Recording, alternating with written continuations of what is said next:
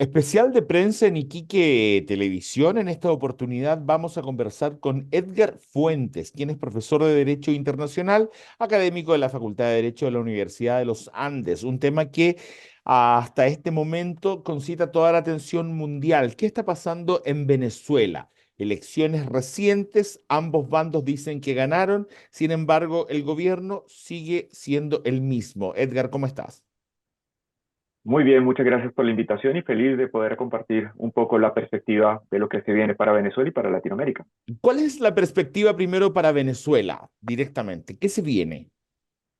Van a ser días bastante complicados y meses bastante complicados, especialmente pensando que más allá de los posibles resultados y que se verifiquen los posibles resultados, van a seguir existiendo movimientos en las calles, manifestaciones ciudadanas, resistencias por parte del gobierno y va a importar mucho la presión de carácter internacional para que ese éxodo que se puede causar también y generar y agudizar la crisis humanitaria que ha existido en Latinoamérica con las inmigraciones, no vaya a ser peor para las consecuencias de los distintos países y de los propios venezolanos.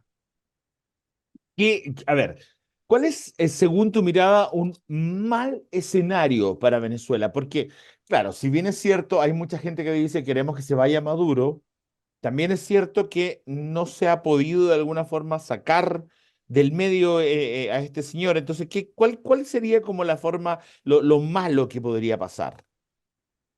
A ver, lo peor que podría suceder, evidentemente, es que caigamos en un reconocimiento de ese fraude electoral, sobre todo porque Ya, genera antecedentes a nivel ya. latinoamericano y que no se pueda justamente evitar en otros países situaciones similares. Por eso, incluso es bastante particular que si nos damos cuenta lo que sucedió con esas determinaciones de la OEA, existieron países que se resistieron en votar, porque tienen democracias frágiles. Entonces, claro, el problema principal que nosotros tenemos y que se avecina, sobre todo, y yo no lo pienso solamente para los venezolanos, sino también para el contexto latinoamericano, es que Ujú. se avale ese fraude electoral, ¿sí? Y se permanezca en el poder el régimen. Perfecto. Ahora, Edgar, cuando decimos, mira, no se pudo firmar de parte de todos los países de la OEA, no se puede avalar, bueno, pero ¿cuál sería la forma contraria? ¿Que entraran soldados extranjeros a Venezuela? ¿Que entrara Bueno, Estados Unidos a Venezuela a tomar a Maduro? ¿Cómo sería la fórmula? acá hay una cosa que es bastante importante entenderlo. Sobre todo es que el derecho internacional público no funciona como los derechos nacionales, porque es un derecho sin Estado. Claro, cuando nosotros tenemos los derechos nacionales, tenemos un Estado que lo hace cumplir incluso Claro, a la fuerza. Pero en claro. el derecho internacional partimos desde la buena fe, de la conveniencia y de la convivencia pacífica. ¿Sí? Entonces, es conveniente convivir de manera pacífica entre todos y por tanto tenemos que respetar las normas internacionales. Entonces, claro, en ese punto tampoco los países se han resistido mucho también a hacer un ingreso en Venezuela y porque puede ser que en el futuro también les toque una circunstancia como esa y no van a querer que vayan a intrometer dentro de sus decisiones nacionales. Entonces, ahí hay bastante inconveniente. ¿Qué es importante? Que generalmente cuando un organismo internacional se pronuncia y hay unanimidad, hay mayor fuerza y resistencia sobre ese pronunciamiento. Entonces, Ya. al final termina cerrándose a ese país y que lo lleva también a reconocer la importancia del derecho internacional para las negociaciones y para vivir en general. Perfecto. O sea, en este caso, si fuese que la comunidad internacional se pone de acuerdo, tendría que pacíficamente Maduro dejar el cargo, ¿no? Y tomarlo la otra persona. Seguramente sería lo ideal, además porque es un periodo de negociación y sobre todo para llevar un carácter democrático pacífico. Ok, Las personas siempre piensan que entrar y simplemente generar el conflicto va a solucionar. Eso genera rencillas internas también y genera unas irregularidades que terminan siendo bastante complejas, porque de todas maneras hay que recordar que incluso teniendo como referencia las votaciones, hay un gran porcentaje de la población venezolana que votó por Nicolás Maduro. ok. Ahora, ¿qué pasa si María Corina Machado o la oposición, digamos, entera, muestra las actas y sí se comprueba que Maduro perdió, pero sin embargo la OEA no interviene?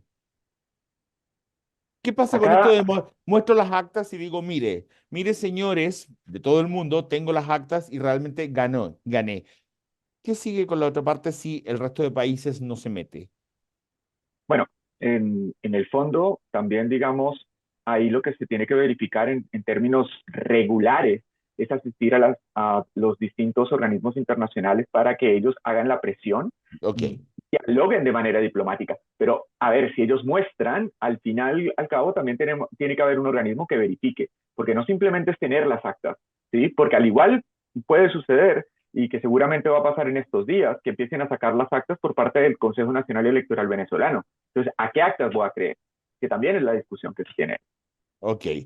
La pregunta en todo caso apuntaba que si el ganador era la oposición.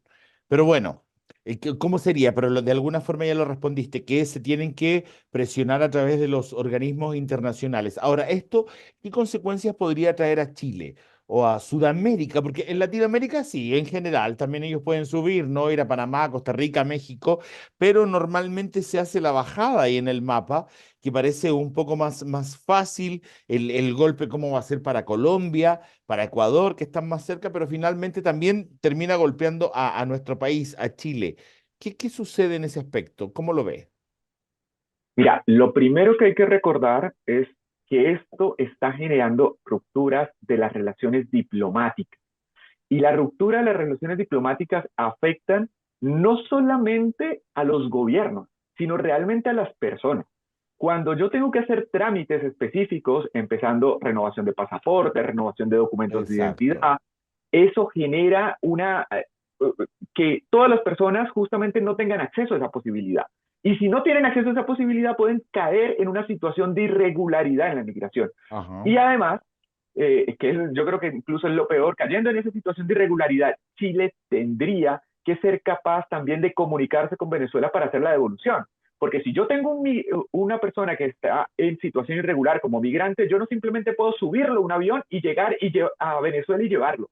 Tengo que tener un procedimiento que es acordado entre los países. Tiene que cumplirse una reglamentación. Entonces, claro, eso va a generar muchos problemas, muchos inconvenientes a nivel latinoamericano, especialmente en los países que tienen mayor índice de migración venezolana. Eso va a retrasar incluso a las devoluciones que se tienen que hacer cumpliendo el derecho internacional público, la va a retrasar que ha venido desarrollando Chile para evitar problemas de seguridad, problemas justamente económicos, problemas sociales y eso. Entonces, para lo que hay que estar preparado como sociedad, como país, como economía, sería entonces a que sí va a llegar un montón de gente. No sé si de forma inmediata. Primero hay que definir totalmente lo que pase en Venezuela, pero si es que eso comienza a suceder, el país sí tiene que estar preparado, qué sé yo, para unos 500.000 venezolanos más. Tendrá que estar preparado para eso y también para darse cuenta los retrasos que existirán, sobre todo si yo llego a tener personas de carácter, con una estadía del país de carácter irregular que yo no los puedo devolver. Y entonces también tengo que tener capacidad para sostener a las personas que justamente están en esa situación. Y eso implica dinero, implica procedimientos, implica otros tipos de actividades que generan muchas dificultades. Y yo lo voy a llevar, digamos, a un término y sin necesariamente vincularlo con la inmigración, pero también puede llevar problemas de seguridad. Ok. Porque estas personas que no tienen los documentos y que no pueden justamente prestar sus servicios de manera regular, porque no los tienen, podrían caer justamente en una zona de irregularidad también, llevando a cabo actuaciones que atenten contra la seguridad de la población chilena. Ok, y la última pregunta ya para cerrar. ¿Ves más posibilidades que Maduro se quede o se vaya? Digamos a la fuerza, no por las de él, ¿no? Pero más posibilidades que siga en donde está o más posibilidades que deje de ser presidente. Yo preferiría ser optimista en este caso, ¿no? Y siendo optimista, que sean mayores las posibilidades que se vaya, pero que sea de manera inmediata, no creo que vaya a ser tan sencillo. Mi análisis sobre la situación es que, por supuesto, el gobierno y el régimen no quiere entregar el poder en un momento determinado porque saben todos los procesos que se vienen. La oposición ha sido muy clara y ha llegado a decir, bueno, podemos perdonar los procesos a nivel interno de que haya sucedido para que podamos hacer una transición a la democracia de manera pacífica, pero ¿cuál sería la capacidad de Venezuela de resistir la presión internacional cuando se saben que se han cometido delitos de lesa humanidad? y graves violaciones a los derechos humanos.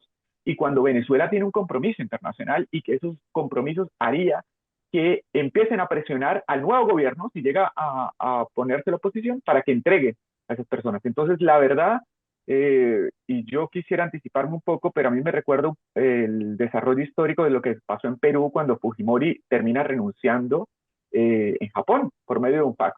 Podría darse una circunstancia como esa, pero implica otros tipos de procesos. Ese fue, yo creo que el antecedente más cercano que nosotros tenemos en una renuncia de un presidente, incluso por afectaciones a una segunda vuelta presidencial por un posible fraude electoral, que terminó por la presión internacional y también por las manifestaciones internas. Ok. Edgar, gracias por haber estado con nosotros, que estés muy bien. Muchas gracias a ustedes por la invitación. Edgar Fuentes, entonces, académico de la Facultad de Derecho de la Universidad de los Andes.